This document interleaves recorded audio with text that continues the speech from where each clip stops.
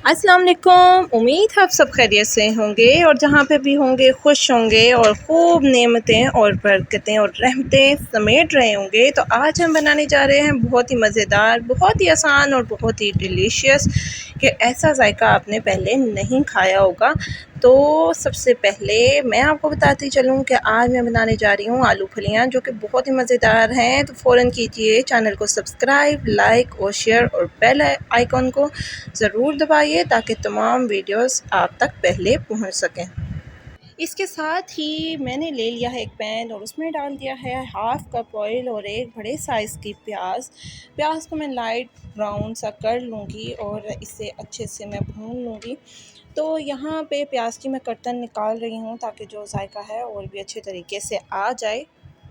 और यहाँ पे प्याज हो चुका था मेरा गोल्डन ब्राउन सा या लाइट ब्राउन सा, जो भी आप कह लें। तो साथ ही मैंने इसमें 2 चम्मच के करीब मैंने पानी डाल दिया है, जिससे ये होगा कि आपका प्याज मज़ीद ब्राउन नहीं होगा और जायका भी बहुत ही शानदार सा आ जाएगा। तो इसे 1 से 2 सेकंड के लिए मैं इसे हिला लूँगी ताकि इसका जो कलर है वो और जायका खूब अच्छे तरीके से बाहर आ जाए। और इसके बाद मैंने 1 चम्मच डाल दिया है जिंजर गार्लिक पेस्ट यानी लहसुन अदरक का पेस्ट। इसे भी 1-2 मिनट के लिए मैं भून लूँगी और इसकी कर्तन निकाल दूँगी। इसके साथ ही मैं बताती चलूँ कि फलियों के बहुत ज़्यादा फ़ायदे हैं।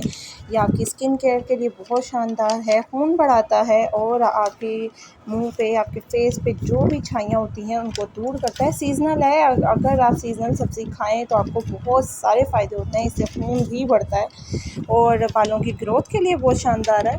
तो यहाँ पे देखिए कि मैंने 2 बड़े टमाटर डाले थे चॉप करके, तो आप नॉर्मल काट के भी डाल सकते हैं। 2 फिर टमाटर इसलिए डाले हैं कि इसका जायका और इसकी ग्रेवी बहुत शानदार सी बन जाएगी और जायका बहुत अच्छा सा आ जाएगा। इसे 4 से 5 मिनट के लिए मैंने लो फ्लेम पे सॉफ़्ट होने के लिए रख लिया था ताकि ये अच्छे से सॉफ़्ट हो जाए।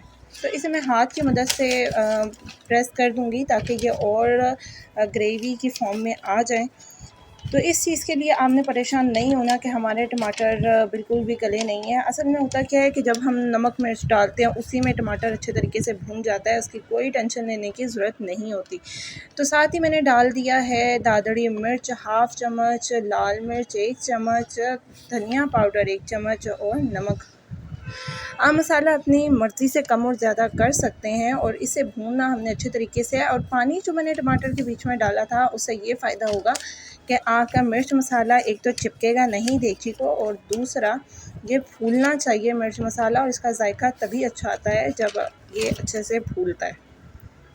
और एक फ़ायदा ये है कि जब आप सब्ज़ी डालते हैं तो सब्ज़ी अच्छे से मिक्स हो जाती है, मसाला सारी सब्ज़ी में मिक्स हो जाता है, वरना सूखा-सूखा मसाला जो होता है कहीं लगता है, कहीं नहीं लगता और जल अलग रहा होता है। तो ये बहुत बेहतरीन तरीका है कि आप थोड़ा-सा पानी डाल दें। और एक बात ख़ास मैं बताती चलूँ कि फलियों को मैंने बॉयल कर लिया था बहुत अच्छे तरीके से। इससे बहुत ईज़ी होता है कि आपकी सब्ज़ी जल्दी गलती है, आपको अगर कम टाइम है तो आपकी सब्ज़ी गल जाएगी। सिर्फ़ आलू के ही भूनने में देर है, आलू के ही गलने में देर लगती है। तो आपकी सब्ज़ी 10 से 15 मिनट में बन के तैयार हो जाएगी और बहुत शानदार तरीके से और बहुत अच्छा जायका इसका आ जाएगा। और एक ख़ास बात मैं बताती चलूँ कि मैंने जो फलियों का पानी था वो फेंका नहीं था और उसी को मैंने यूज़ किया क्योंकि उसी में सारी ताकत, सारे फ़ायदे और सारा जायका होता है। तो यहाँ पे मैंने 1 से डेढ़ गिलास मैंने पानी इसमें शामिल कर दिया था, आप चाहे तो कम ज़्यादा कर सकते हैं। तो मैंने हल्की सी ग्रेवी रखी थी जिसके लिए मुझे 1 से डेढ़ गिलास पानी का इस्तेमाल करना पड़ा। तो यहाँ पे पूरी सब्ज़ी को हमें एक सही से रख के इसे ढक देना चाहिए ताकि बराबर से सब्ज़ी गले। तो यहाँ पे देखें कि काफ़ी हद तक पानी हमारा खुश्क हो चुका था और सब्ज़ी अच्छे से गल चुकी थी। तो यहाँ पे मैं डाल दूँगी 2 बड़ी चुटियाँ कसूरी मेथी की, जिससे जायका और खुशबू बहुत ही शानदार आता है। और इसमें डाल दी है मैंने सब्ज़ मिर्च, आप चाहें तो टमाटर के साथ भी बारीक काट के डाल सकते हैं, इससे भी जायका बहुत अच्छा आता है।